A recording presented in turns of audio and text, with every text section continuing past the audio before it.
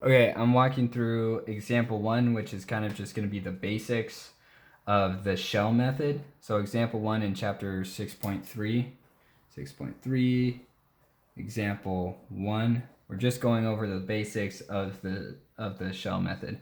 This shell method is very similar to the disk method. The only difference is that we are taking the circumference of a circle instead of the area of the circle. So, I would just show you the difference really quick. We're integrating from a to b of pi r of x squared dx. So this was disk method,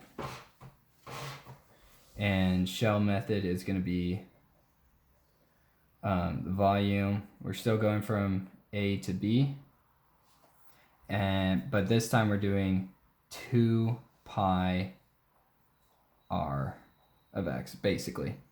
And then we have to multiply by the height of our function and the depth.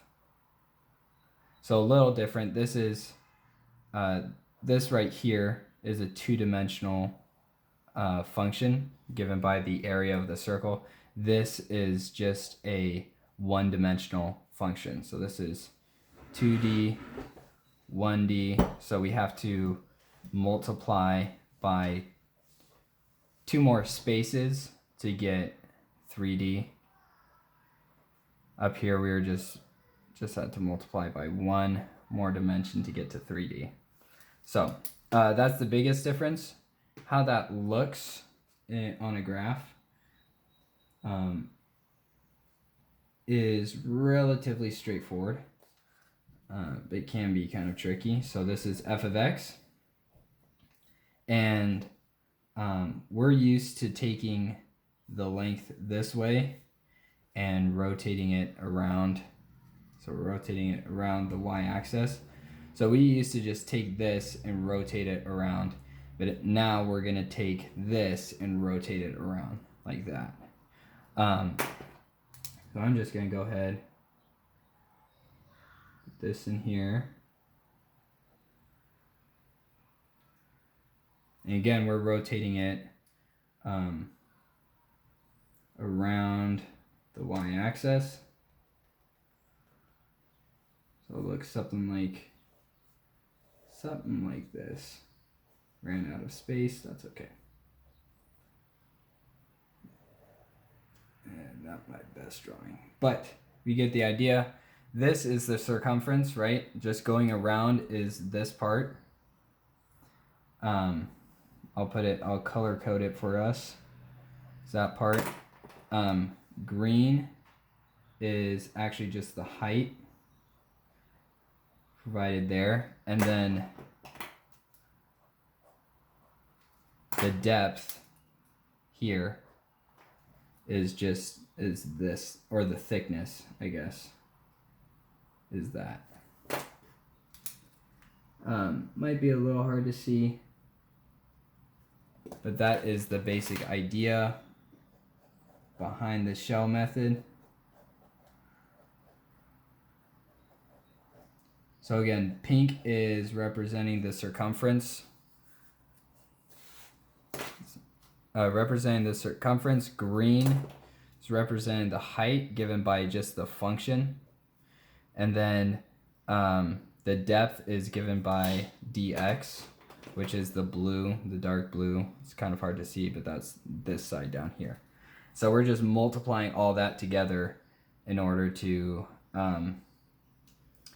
get our volume. So what that's going to look like for example 1 is y equals x minus x cubed. And the reason we use the shell method is this is hard to change in terms of y, which is what we would have to use if we we're going to use the disk method. But since we can't change it in terms of y, we're just going to leave it like this and use the shell method. So that's going to look like volume equals 2 pi from, we're just going from, so 0 here to 1 here. So 0 to 1 and then we're just we're going to plug in our function first because that's the easiest part. And our radius is just from here to some point on this curve, which is just going to be x. And then the depth is just always dx.